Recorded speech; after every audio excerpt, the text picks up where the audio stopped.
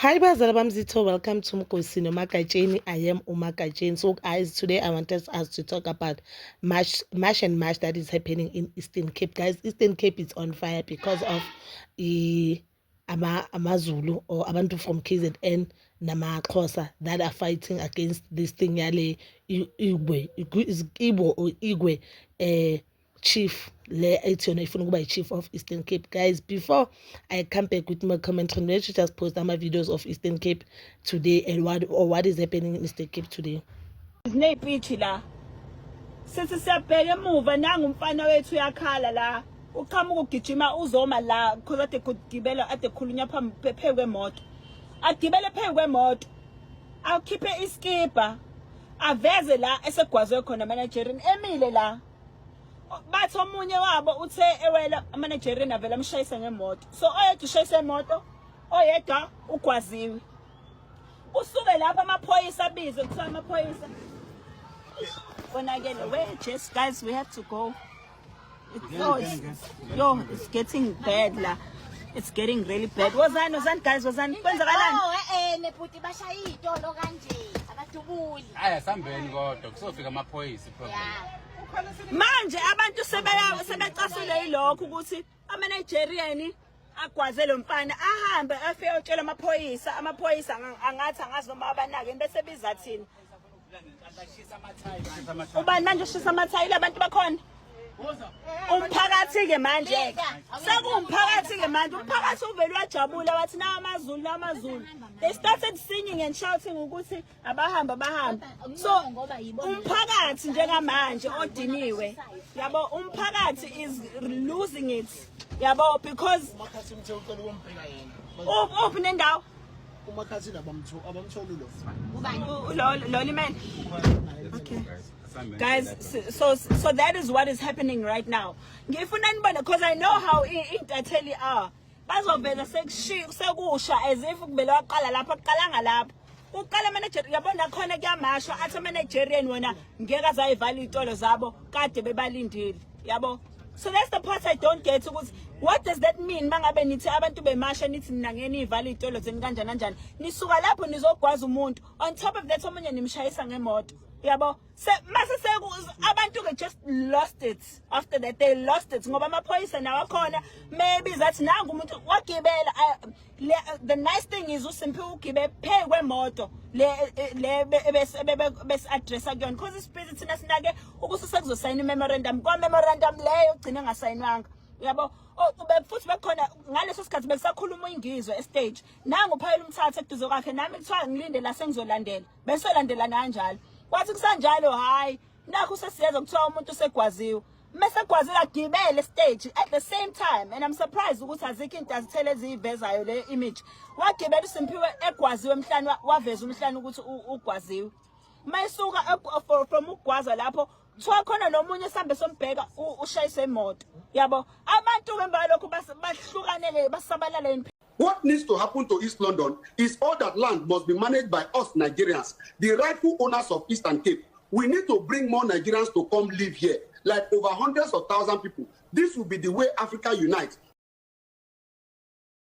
Let me start here, guys. I know abantu abaningi they'll be saying I'm against Nigerians or I'm xenophobic. I'm 100% not xenophobic. But guys, awukwazi ukuthatha into kumele ubizwe yona ekhaya kini uzoyenza umzini nabantu. Awuthatha umthetho if wena unomzana lento le ifana semsebenzini if wena kini uyi-breadwinner kini and wena kini ubaba womuso not emsebenzini we are all colleagues and sonke siyafana, you understand? So awukwazi ukusuka into yakini uzoyenza kwenye country. So these people, they were wrong. This Nigerian guy, he was wrong, and I do blame labo sisi bethu abacoma ama-Nigerians. And I'm not against ama-Nigerian providing for you, and I'm not against ama-Nigerian ngathi spoiling you guys, and I'm not jealous of you guys. Vele it's a responsibility of a man to provide for a woman.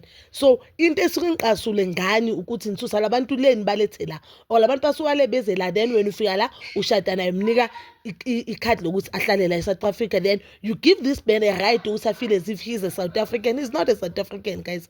Into my wrong, you wrong.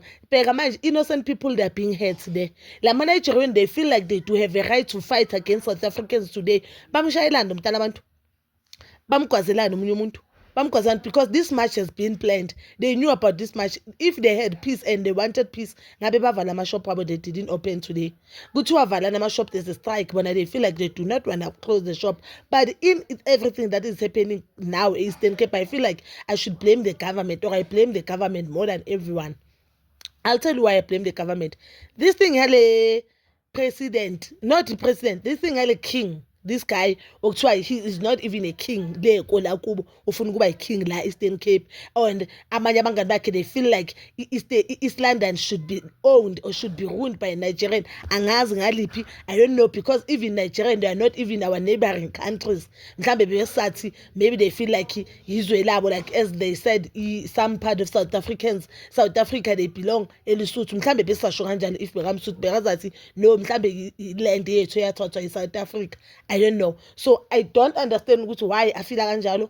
If the government saw this thing, the government responded slow. I feel like when the serious matters in South Africa, the government made such action, they are dragging their feet. When the serious, this is a serious matter, they were dragging their feet. The Nigerians, they felt comfortable and they're doing whatever they're doing. And guys, let's just be honest. Ama-foreigners that are in South Africa, legally or not legally. I say legal.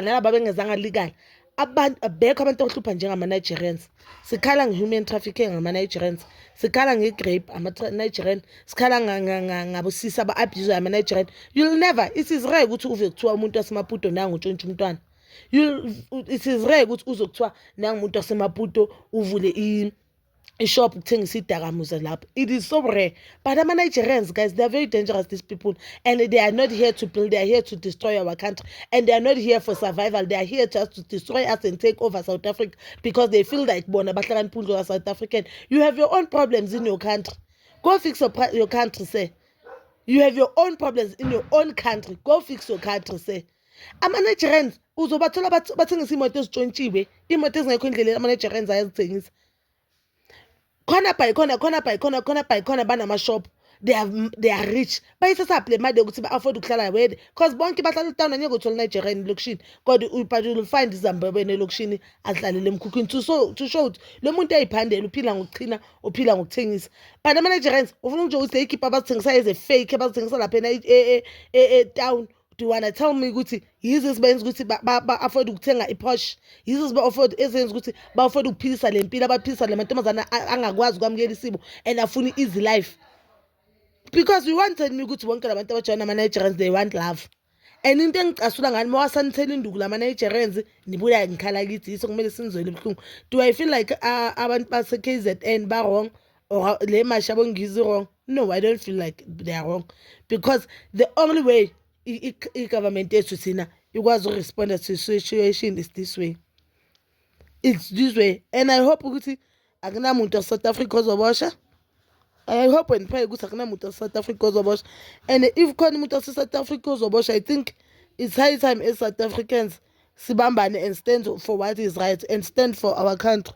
Because akusizi ukuthi siloku sikhala and blame ama-political parties ngento nathi singakwazi ukuyivimba. And kabanga, these people bazosuka le bazocala bathi bona they are king of East London. They are not only disrespecting wonke amaXhosa, but they are also disrespecting lo Mandela obayenzela ukuthi kube ne-freedom in this country. Lo Mandela owathi fila obayenzela to make them ukuthi babe allowed in this country is because of lo Mandela. No bona sebathi no bona ngcono beze South Africa babe ne-king. I'm not sure whether umfazi wale king yabo abayibekile ukuthi umhlobo umuntu, but she looks like she's a South African. She looks like she's a South African. And the third part, the man who is claiming to be a king, he's very old. He's very old. But you can comment down below your thoughts. And please don't forget to like, subscribe, share, and hit that notification button.